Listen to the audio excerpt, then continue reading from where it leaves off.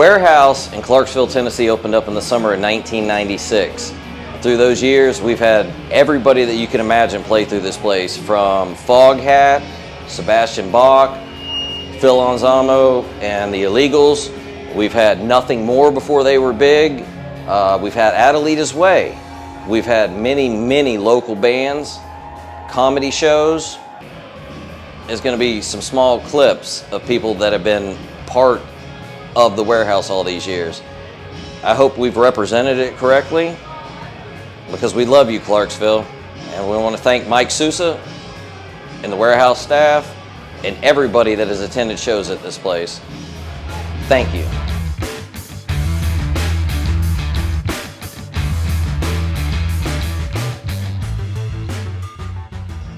I'm here with Mandy Stark.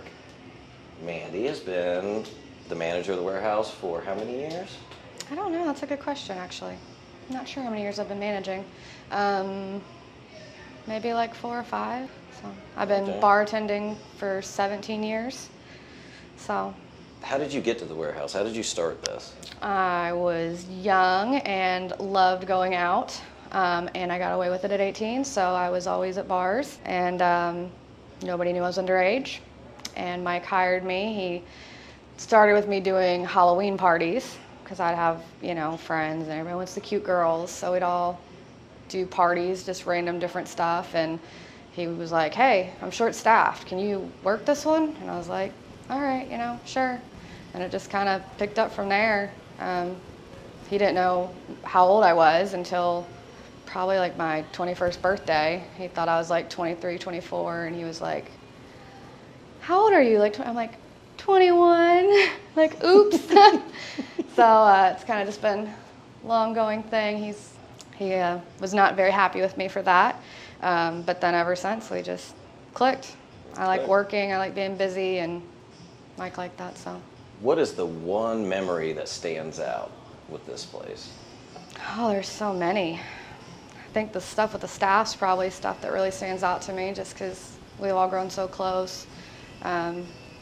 You know, Teach stabbing herself with an EpiPen, you know, trying to like be instructive and helping people in case there's like some sort of allergy, you know, and I don't know, just all the friends, you know, starting to book bands, and you know, Saliva doing this last show really meant a lot, that they actually cared to come back and play before we closed.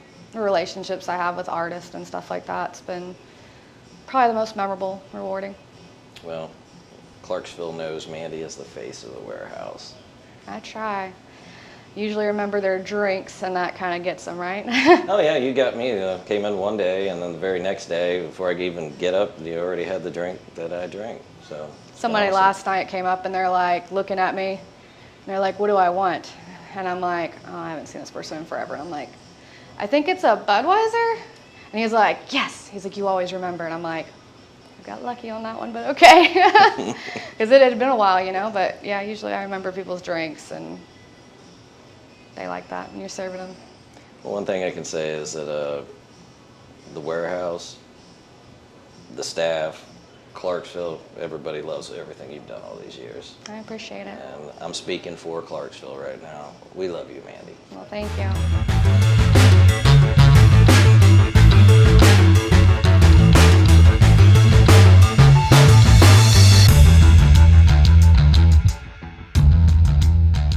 Warehouse Presents with Trigger Media Productions. Standing here with Nate Goolsby. He's been an owner of the warehouse. He's got a cool story about the green room he's going to tell us. Well, I was just cutting my feet into the music business, the ownership business, the bookie business, anything business. And first time I ever worked with the band Rehab, man, they asked for a green room, and I was like, hey, I can open up this room right here. Y'all just need somewhere to smoke weed, right?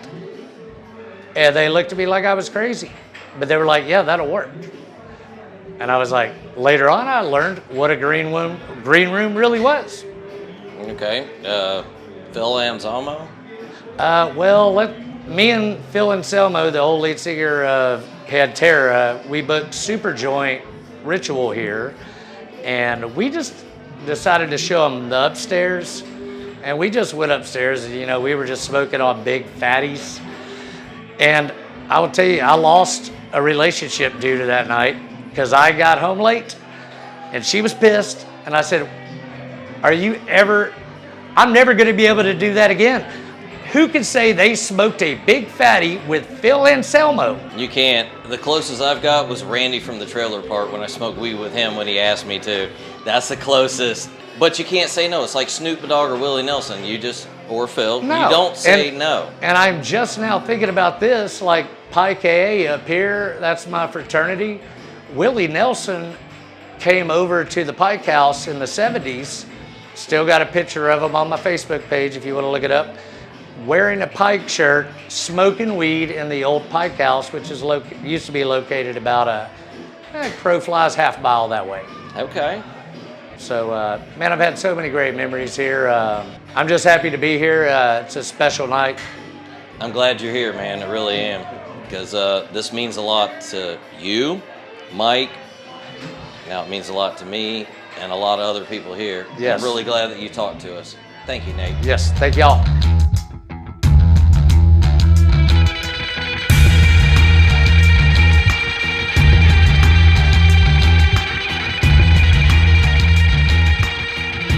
Cool. We are here with Bobby. And Bobby, you did what with Ballistic Pintos? Well, I founded. I was one of the founders of it, actually. Okay. Kenny Baggett, Wayne Brown, and I came up with the name. Okay. And we were out in Oklahoma at a place called Powderhorn Park. And country music singing star Joe Stampley had a show there. And he and I had been friends through Hank Williams Jr. and a bunch of other folks. So he said, why don't y'all open for me? I said, okay. So the DJ came to the side of the outdoor pavilion. He said, what's the name of your band? I said, the Ballistic Pintos. Well, you know, the DJ just busted out laughing. Everybody else busted out laughing.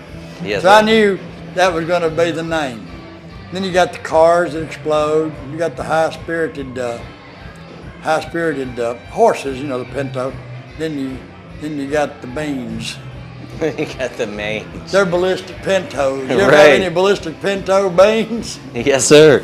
So that's where it started. That's where it started. So you guys have been playing at the warehouse a long time. Oh, as long as I can remember. As long as you can remember. I moved back here in '85, and I'm not sure what year Mike opened the warehouse. 1996. 96? Yes, sir. Yeah, I was right in on the ground floor with that. I was working on the road with folks like David Allen Coe, Hank Jr., Leonard Skinner, Molly Hatchet, and Blackfoot. And, you know, before the Pintos, I would get all these guys who played for those bands and what have you when they were off the road, and we would come and play the toy run. And I mean, we smoked. So anyway, we've put the Pintos together, and the same guys who was on the road with me, you know, years, they'd come in and play, and then so-and-so would come in and play. Barry Chance played with us. He was a founding member of the band Barefoot Jerry, and he also played lead guitar for Jimmy Buffett for years and years. Okay. And so we just became a merry band of pickers. Not even musicians, but pickers. But pickers. There's some great musicians in the band. So the Ballistic Pintos is a state of mind more than it is a band. We had, I think, 8 or 9 people on stage tonight, all of them who have played with the Pintos from one time or another. Well, And we just keep going at it. Put out an album we recorded down at Willie's studio and recorded part of it in Nashville. Part of the CD is, I've got guys from Skinner on it. Also, I've got David Hungate, bass player for Toto, playing with us. I got all my buds, and we just went together and cut an album.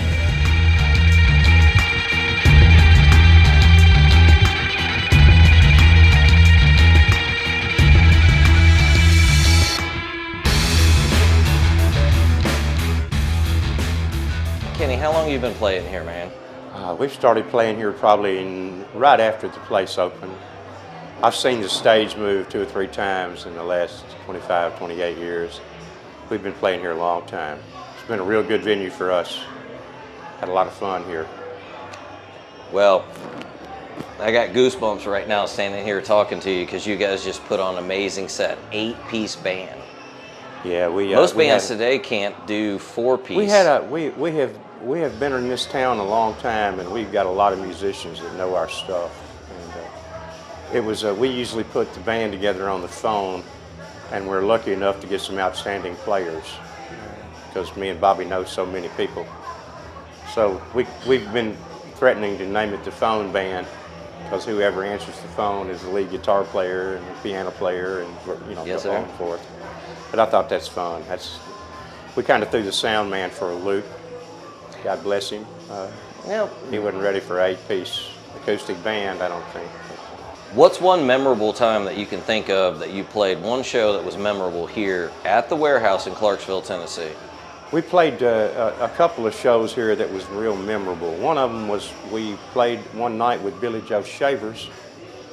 We opened a show for him here, and that was a pretty amazing night.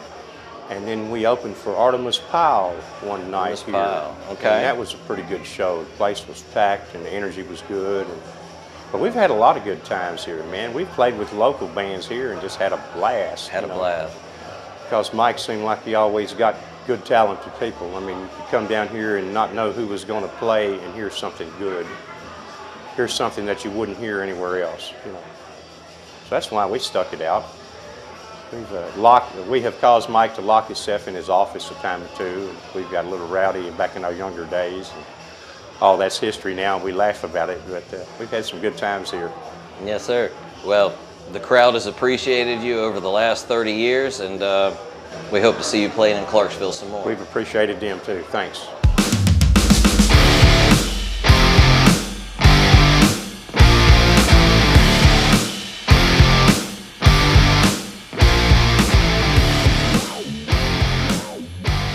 Cody Parsons here. For those of y'all that don't know him, this guy's instrumental in our local music scene. And it's not just one genre. He's about the rock music and the scene and building community. So he's got a really cool story he wants to tell us. All right, Cody, it's on you, bro. All right.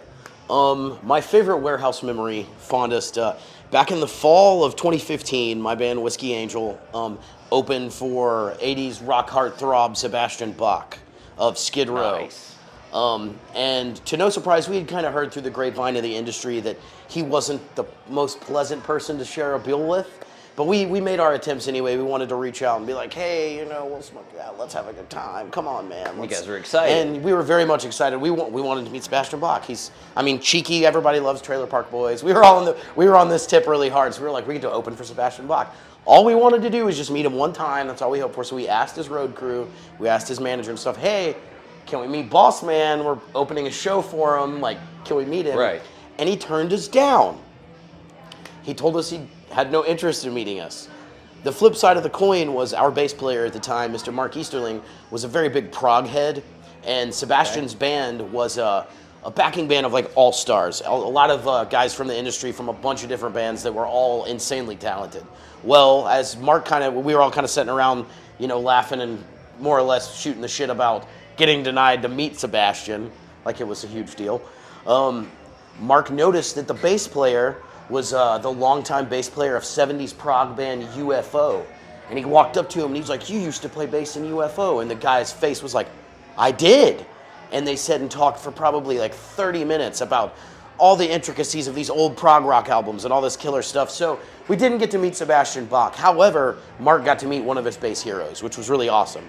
And the funny thing to kind of seal the deal in the Sebastian Bach story is my brother, after getting denied multiple times, we tried to be cool about it. We tried to be nice, After getting denied multiple times meeting him, my brother grabbed a stack of our Whiskey Angel stickers and proceeded to cake all his equipment, his tour bus, and all his gear. And his road crew did not find that funny. But hey, we left an impression that I think probably still gets brought up. I'm sure it does, because I'm sure somebody took pictures of it. Well, that should go as a thing that we should all pay attention to. In this industry, we should work together and try not to be such a dick. Yeah, definitely. Cool. Cooperation goes a long way. Cool. There.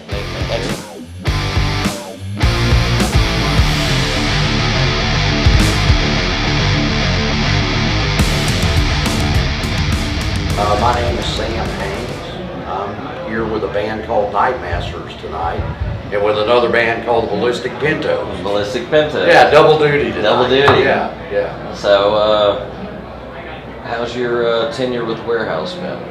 Well, I remember when Mike first started this, 26, 27 years ago. In 29, I think he's saying 96, summer of 96. Yeah, and he it very quickly became a live music institution in this part of the country. And in fact, it was about that time I was in a band that called Tubuku. And well, I wasn't in the band, I was on the periphery, but I played with them some. And we actually played here. It's interesting because one night, you'll love this, the stage was on this end of the building. Okay. And this was kind of like a green room. We're all back here, and it's crazy, man. It's elbow to elbow outside. And one of my bandmates was sitting right there, you know, and you know, it was hysterical. It was a great time to be playing music at the Warehouse, and it always has been. Oh yeah, definitely. Yeah. Oh, I mean, yeah. if you look at the Star Wall and you see the names that have gone on to play stadium tours after they played here, and nobody knew who they were when they first showed up. It's incredible. It's amazing. And they all, you know, all the most famous bands in the world started somewhere. And places like this are where they started. You know, you got to have them. Well, it's like I say, you can pay $100 a ticket to go to a stadium tour, or you can pay $10, $20 and come to a small venue and see the band that is going to headline someday somewhere else. I personally enjoy the smaller rooms because it's more intimate. Yes. And I'm talking about when I go to see a band, I enjoy coming in a place like this because, you know, of course, I mean, you go to a stadium tour, the performers are untouchable. You know, they're not really suited where they can come out and shake hands. And, you know, and I think that's a big part of the experience for people. Clarksville is very right to continue doing this right here. And if it wasn't for Mike Sousa, just like we said, we love you, Mike. Yes. You've done so much for the music scene, and we love you. And we're going to continue the legacy in Clarksville. I told a young musician yesterday, and he was talking about the Warehouse closing. I said, well, my experience at my age is that the rooms change a bit, but the music still happens, you know. Some big thinking individual will come up with something, and it'll happen.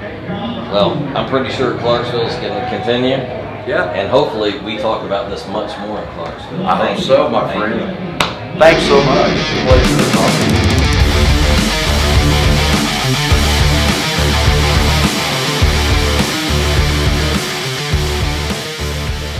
We're live at the Warehouse with DJ J. Dude, you've been here over 20 years, 26 years, bro. man. 26 years. So, yeah, Mike and I went to college together at Austin P, the owner, and after he opened, I came here shortly after that and started rocking it out, man. Got to DJ for such bands local as such bands here as Blowers to Cold, Fog Hat, Molly Hatchet. We tried to do Jackal, but that didn't work out so well. We got shut down for that one by the fire marshal. Yeah, because the fire marshal's like, no, you're not lighting a no chainsaw. No pyros, no chainsaw, no pyros. That was a horrible night, but I've been here a long time, man. A lot of good, great local bands come through here, man, all the time. We even have hip-hop shows and stuff like that, man, which brings a lot of different crowds. So, man, the Warehouse is just an icon in Clarksville, and I'm really sad to see it go, man. Like I said, man, I've been here for a long time. There was pictures of me that used to be on the bar before they took them off and changed the bar. That was me when I was here when I was like 19 with my buddies and stuff hanging out, so yeah. Right yeah, on. Yeah, I mean, yeah. So what is the craziest thing that you can remember here that sticks out to you? I know it's putting you on the spot, but that's what we're looking for. DJing, and then of course Mike knows I'm a feisty little guy, so he'd come up and if there was a fight or situation going on outside, he would actually come to me at the DJ table and say, Jay, I need you to go handle this. You know, it's like go outside and until people stop acting up, doing whatever, you know what I mean, and come back in and do my thing and finish the night and have a good time, man. That's what it's all about. Well, one thing we appreciate is the fact that you came up here from Florida, Ocala, Florida at that, to be here for this event. Retired, living in Florida, man, trying to do my thing, just hanging out. Hey, one thing I can say is the warehouse in Hey. Clarksville, Tennessee fucking Appreciate loves you you, guys, Jay. man.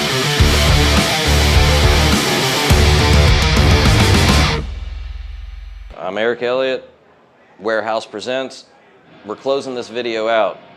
This is a cap of 30 years of what has gone on inside of this building right here on McClure Street in Clarksville, Tennessee. Thank you, Mike. Thank you, Mandy, the rest of the bar staff, all the fans that have showed up, and the countless acts that have graced this stage and put on amazing performances for the people of Clarksville. We thank you for everything. We love you. Thank you.